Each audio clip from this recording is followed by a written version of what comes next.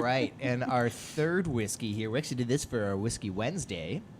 We did. Yeah. We did yesterday. Yeah. So this is going to be the boldest of the three. It's got a little bit of proof on it. It's rye. So what these guys are doing is they're blending high rye mash bills with low rye mash bills, and then they're blending them together. It's double oaked, which means they're pulling it out of the... Which means it's delicious. It means it's delicious. Ooh, okay. They're pulling it out of the initial barrel, and they're throwing it into a second barrel. The second barrel, what's cool about these guys is they're throwing it into a toasted barrel that has something called a wave stave. So it has these little... little waves in the wood itself. And so it's the same concept as Jefferson's. You're just getting more surface area whiskey to barrel, whiskey to wood.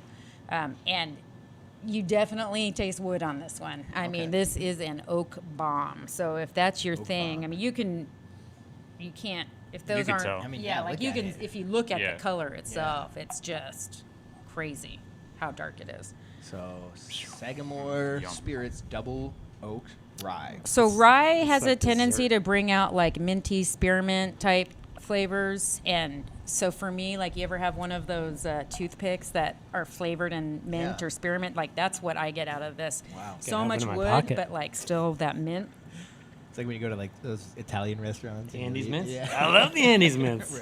Andes mints. Those little. But that's chocolate. You know, my kids eat the shit out. Dude, you know, I never tasted.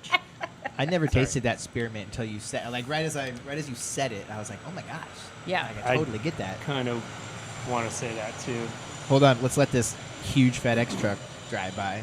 Get out of here, bro. Come on. Trying to shoot a podcast. So.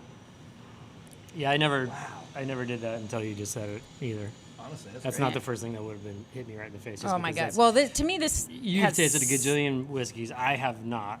Yeah. But you know, always the initial notes that you pick up on are always the kind of the same. It's like caramely, butterscotchy. You know, just because of the aging and the way that it's made. But to come up and get some herbaceousness on top of all that. Well, so that's a great example of what your the base grain is, how that changes the flavor of the whiskey. Ooh. So this rye is going to have a lot of those spicier notes as opposed to corn, which is adding a lot of sweetness and more rounder notes to it. Yum.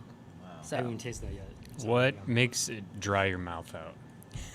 Is that the tannins? It's got to be the tannins, right? Okay. Yeah, for sure. Because I've had some. There's a whiskey coming out of Oregon that uses Colorado that uses some kind of Colorado oak, and I take a sip of it, and I mean, it's like it rips the saliva right off of my tongue, and that's from the wood. Yeah, for sure. Definitely. Yeah, tastes wood like crazy. Oh yeah, there's so much oak on this. So this is gonna hold up. Oh yeah. Yeah. That's the beef ribs. That's your big hitter for sure, right there. Mm-hmm. Yeah, this would be great with beef ribs. Yeah, and then it doesn't have a lot of sweetness to it the way these other ones have had. So it's not going to be cloying as well. So I think it's like a classic combination of Maryland whiskey with barbecue. Oh. Wow. All right. Maryland. It is from Maryland. Yep. Oh. Which you don't see very often. No. Well, it's from Maryland. I didn't know where you're going. I'm like, okay. Yeah. Okay. There we go. That's good, though. It is really good. I didn't even try this yesterday. We did it for Whiskey Wednesday. Did you get a little fennel? Yep, for sure. A little black licorice. Ooh, burnt sugar. Well, this to me, like if you were... Yeah, I don't get oranges, but I get candied orange. Wow. This was to me like if you were going to creme brulee, but instead of the custard, you just creme bruleed some wood. That's what... Right. Sounds delicious. I'll take it. This is the next dessert special here. Yeah. Cedar plank creme brulee. Right. So what would be comparable to this one? You know, like another big, bold, wild whiskey. Yeah. Anything. So more on the lines, even though this is going to be a bit sweeter, the Wild Turkey 101 is going to be more on this lineup of whiskeys. But this is a very, very unique whiskey. There's not a whole lot of other whiskeys out there that has this much oak on it.